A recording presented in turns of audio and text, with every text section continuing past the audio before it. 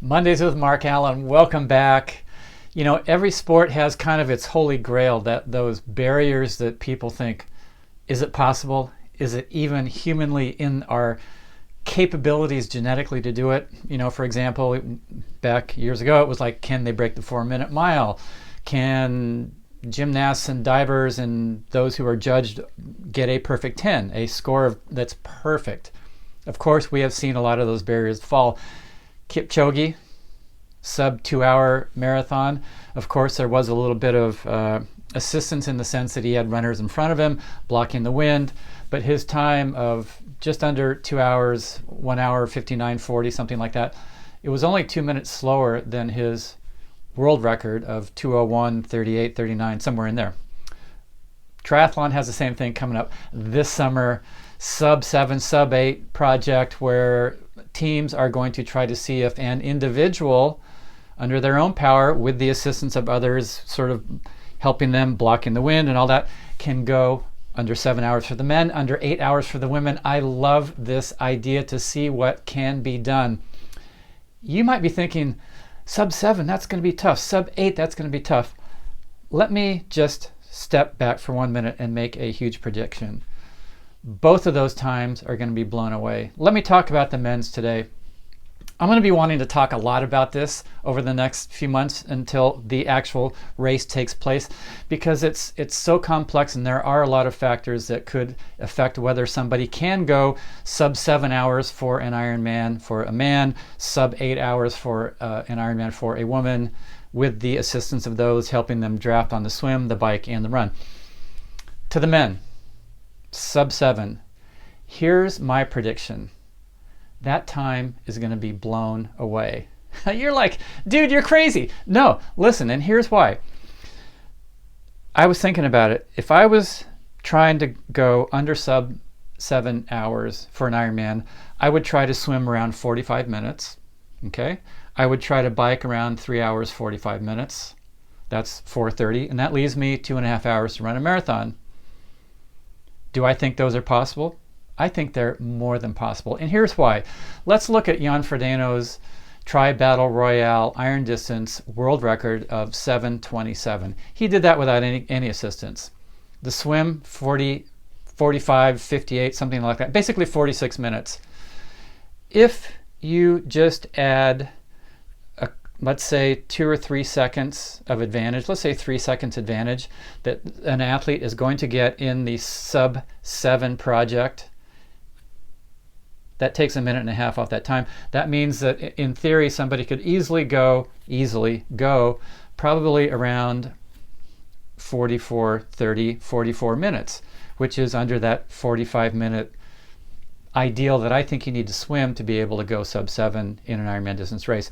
And for those of you who, let me just back up 1 sec. For those of you who have not followed this, 2 men, 2 women are going to try and break those barriers. Each athlete is going to have their own team, 10 other athletes who can help them throughout the race. They can place them wherever they want, however many they want at any point in the event. I would have 3 people helping me on the swim, making a little triangle I could slide in right in there. I would have 4 others helping me on the bike, and I'd probably have 3 more on the marathon.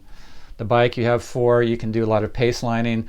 3 on the marathon, you only need 2, but really 3, because one of them is probably not going to have the ideal day to lead you to the marathon split that you need. But anyway, back to my ideal thought of going 45 minutes on the swim, 3:45 on the bike, and a 2:30 marathon.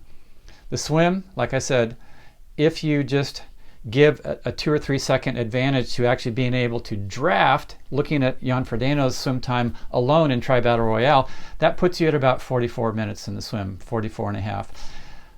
Look at Alistair Brownlee's split in the Olympics in 2012. He went about 17 minutes. At that pace, if you add, let's say 3 seconds per 100 onto that time and expand it out to an Ironman distance swim, that's going to be about 45 minutes. Split that difference, 44 and a half. So clearly about 44 and a half minutes, 44 minutes, the swim is going to be tight, but probably within that range that I think is ideal to break 7 hours. The bike, let's go to the bike.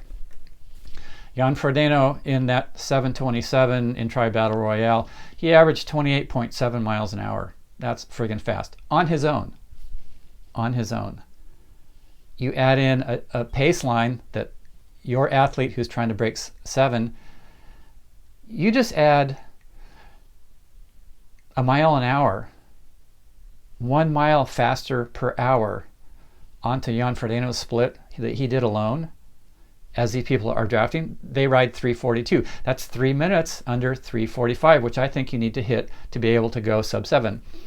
If you go 2 miles an hour faster, drafting off of other riders, and that is actually the minimum they say that you will gain by drafting off of other riders, that puts the bike split at 324.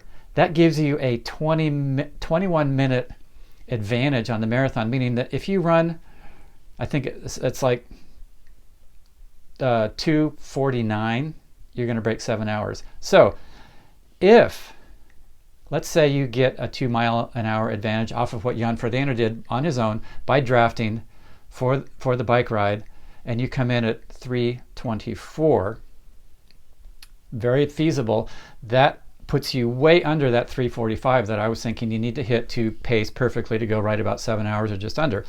The marathon. What can people run? Let me go back to when I was racing. I raced the Nice International Triathlon. Back in the days that I was racing it, it was a 20-mile run, 20 miles. A number of years when I raced it, I ran 60 minutes on the way out, 55 minutes on the way back. That's a 6-minute pace on the way out, 5.5 minute per mile pace on the way back. If you just average that 6-minute and 5:30 pace, expand it out to a marathon, that's 5:45 pace.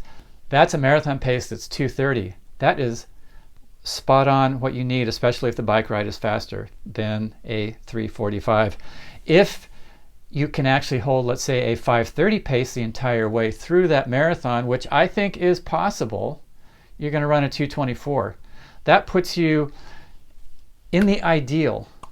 Somebody could go, if you add it all up, that somebody could go 6:33 for an Ironman distance race. You might think I'm crazy, but I don't. And I think Alistair Brownlee, Christian Blumenfeld, one of those guys has a chance of going that fast and blowing everybody away on what human beings can do for an Ironman distance race. Mondays with Mark Allen. Let me know what you think about my predictions.